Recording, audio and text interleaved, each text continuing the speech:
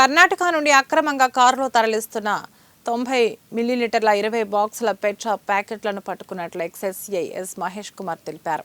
అనంతపురం జిల్లా రాయదుర్గం నియోజకవర్గంలోని స్థానిక ఎక్సైజ్ శాఖ కార్యాలయంలో ఏర్పాటు చేసిన విలేకరుల సమావేశంలో ఆయన వివరాలు వెల్లడించారు.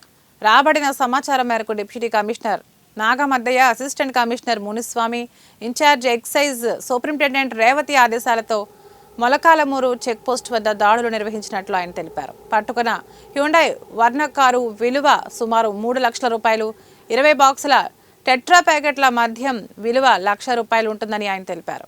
3 వ్యక్తులపై ఎక్సైజ్ చట్టం ప్రకారం కేసు నమోదు చేసి ముద్దాయిలను రిమాండ్కు పంపినట్లు తెలిపారు. వారిని తనిఖీ చేస్తే అందులో 20 బాక్సుల కర్ణాటక మద్యం ఉంది. సో ఆ 20 బాక్సుల కర్ణాటక మద్యము ఆ ముద్దాయిల్ని విచారణ చేస్తే దాంట్లో మొదటి వ్యక్తి నాయకుల హనుమంతు. సో ఇతను పైతోట గ్రామానికి చెందినటువంటి వ్యక్తి. గత కొద్ది కాలంగా రాయదుర్గం పరిసర ప్రాంతాలకు కర్ణాటక మద్యాన్ని అక్రమంగా సరఫరా చేస్తున్నాడు. అదేవిధంగా ఇంకో వ్యక్తి బోయ లింగప్ప అనే వ్యక్తి వేపరాల గ్రామానికి చెందినటువంటి వ్యక్తి, రాయదుర్గం మండలంలోని ఇది. అతను కూడా తన గ్రామంలో ఈ కర్ణాటక మద్యాన్ని కొనుగోలు చేసి తక్కువ ధరలకు ఎక్కువ మొత్తంలో అమ్మి లాభాలు గడిస్తున్నారు. ఇక మూడో వ్యక్తి వరప్రసాద్.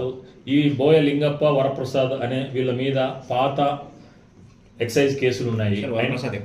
వరప్రసాద్ రేకులకుంట. ఇతడు ఇంతకుముందు కూడా ఒక